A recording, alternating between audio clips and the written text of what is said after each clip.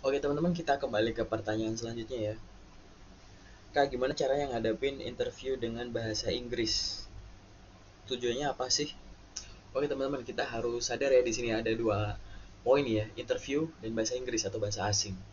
Kita harus pahami dulu terkait dengan tujuan dari interview, yaitu untuk memperoleh informasi, menggali informasi sebanyak-banyaknya terkait dengan karakteristik yang relevan, informasi yang relevan dari si calon kandidat ini ya, si kandidat ini dengan posisi yang nantinya akan dia isi, seberapa matching, sehingga diadakan interview untuk menggali informasi sebanyak-banyaknya yang mungkin di CV belum tergambar, yang mungkin udah coba dicek di portofolio, di sosmednya, di kokoan, di mana-mana belum tergambar, atau mungkin yang kita benar-benar penasaran, jadi CV, wow, di CV menarik nih, ini anak kayaknya masih banyak yang belum tertulis, ya udah undang yuk, mungkin ada kemampuannya lain yang mungkin belum disampaikan, tapi itu akan berguna di posisinya gitu. Akan kita bisa ngebayangin bahwa oh, itu akan sangat berguna sekali untuk pertumbuhan perusahaan ini, seperti itu, sehingga diadakan interview. Tapi kenapa menggunakan bahasa Inggris? Banyak tujuannya. Mungkin yang beberapa hal yang pasti adalah satu, terkait dengan budaya di pekerjaan maupun di jabatan tersebut. Jadi mungkin posisi tersebut itu akan menuntut teman-teman berkomunikasi, berinteraksi menggunakan bahasa Inggris. Baik itu untuk komunikasi dengan sesama teman kerja, mengirimkan email, presentasi, maupun kunjungan-kunjungan ke klien atau ke cabang atau kemanapun gitu. Akan ada banyak komunikasi menggunakan bahasa Inggris atau bahasa asing. Sehingga dengan menguasai bahasa tersebut secara baik, maka komunikasi tersebut akan lancar. Tidak ada kendala-kendala yang namanya language barrier gitu ya. Nggak ada kendala pembatas-pembatas yang akhirnya nanti bisa multitafsir atau malah misperception, misinterpretation atau gagal paham hanya karena masalah bahasa. Jadi terkait dengan budaya perusahaan bisa, budaya posisi tersebut bisa. Yang kedua adalah untuk mengukur. Mungkin teman-teman di sini sebagian pernah ya menghadapi interview dengan bahasa Inggris, tapi kerjanya ternyata menggunakan bahasa Indonesia atau bahasa daerah. Itu beberapa kali teman-teman ada yang sharing sama aku juga kayak gitu. Nah, ini adalah sarana yang ibaratnya gini. Teman-teman tuh di sini tuh dituntut untuk oh, ayo coba kau menggunakan bahasa Inggris, coba dong. Ini adalah biar tahu gitu kemampuan ini anak menggunakan bahasa asing itu apa.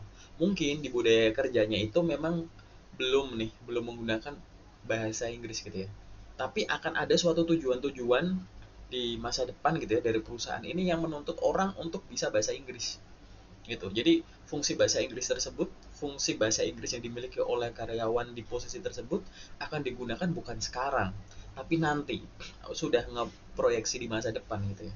Sehingga di sini teman-teman akan diuji skillnya di situ terkait dengan bahasa asing.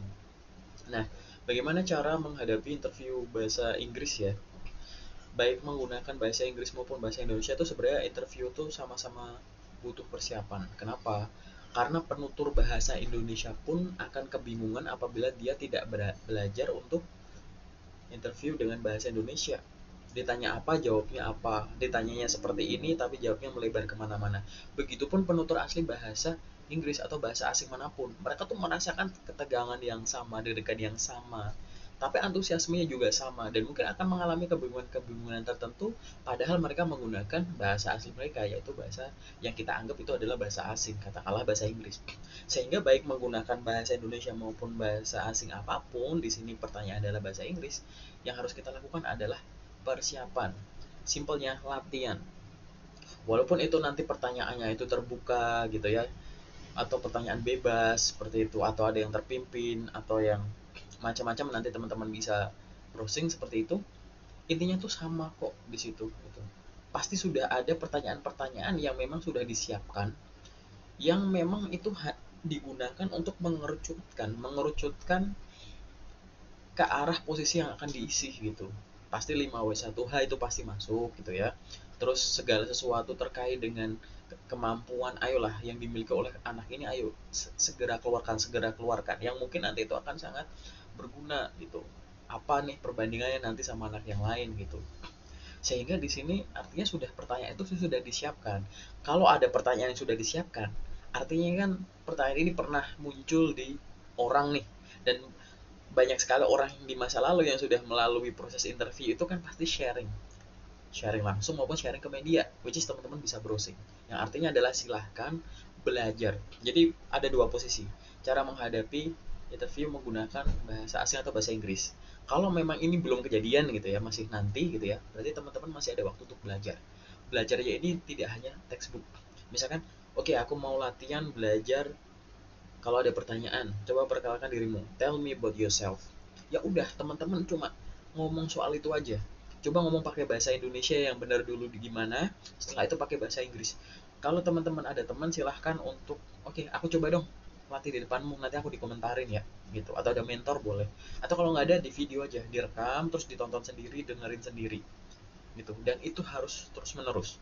Lalu selanjutnya, pertanyaan selanjutnya apa? Memang jumlah pertanyaan yang mungkin ditanyakan oleh rekruter itu banyak sekali, ribuan, jutaan mungkin. Tapi akan ada pertanyaan-pertanyaan yang sama yang pasti akan ditanyakan. Pertanyaan-pertanyaan favorit. Bisa top top 5, top 7, top 10 gitu, banyak. Itu top 10 question yang biasa biasa ditanyain. Nah, teman-teman mulai dari situ saja. Oke, nah kalau misalkan gini, ini adalah tadi kondisi bahwa kita akan menghadapi. Tapi kalau kondisi selanjutnya adalah kita sudah menghadapi nih, kita datang dan menggunakan interview bahasa asing atau bahasa Inggris. Tipsnya apa? Yang pertama adalah relax gitu. Mungkin kita sadar bahwa kadang tuh, oke, kita udah berusaha tapi memang bahasa Inggris kita masih di level segitu. Apakah saya gara-gara saya nggak pede terus saya mundur? Oh jangan, hadapi saja. Hadapi saja dengan mental bahwa saya tuh ingin sharing loh. Saya ingin mereka tahu nih, saya tuh bisa ini, tapi bahasa saya itu masih terbatas, ayolah pahamilah gitu. Ya kita tahu kok interview itu pasti akan paham, dan kalau misalkan di situ teman-teman pada akhirnya menggunakan bilingual ya, nggak bisa lancar pakai bahasa Inggris tapi kadang bahasa Indonesia bahasa Inggris, seperti itu akan dimaklumi karena tidak serta merta bahasa teman-teman itu yang dinilai. Oke, pasti ada faktor-faktor lain yang oke, ini anak punya potensi, oh saya paham dia mau gini, oh dia mau belajar. Hal itulah yang bisa dilihat oleh teman-teman dari recruiter gitu. Paling sementara itu. Dan terakhir adalah jangan pernah berhenti untuk belajar. Jadi misalkan teman-teman pernah nih ada interview bahasa Inggris gitu ya, terus teman-teman coba belajar dan gagal. Maksudnya gagal itu adalah masih belum lancar, dan teman-teman merasa bahwa wah aku kemarin gagal nih interviewnya karena aku masih ngomongnya belum lancar. Ya udahlah, aku nggak usah lanjut belajar. Jangan gitu, tetap aja lanjut belajar karena ada dua kemungkinan. Pertama, teman-teman mungkin akan ketemu dengan interview dengan bahasa asing tersebut lagi, atau yang kedua adalah teman-teman pasti bisa memperoleh pekerjaan atau kesempatan karir ya dengan lebih baik dengan menguasai bahasa asing. Keuntungannya apa? Nanti teman-teman yang tahu. Biarkan waktu yang menjawab. Gitu. Paling itu teman-teman. Kalau ada komentar atau ada masukan, silahkan tulis di kolom komen atau langsung WA aku aja. Thank you.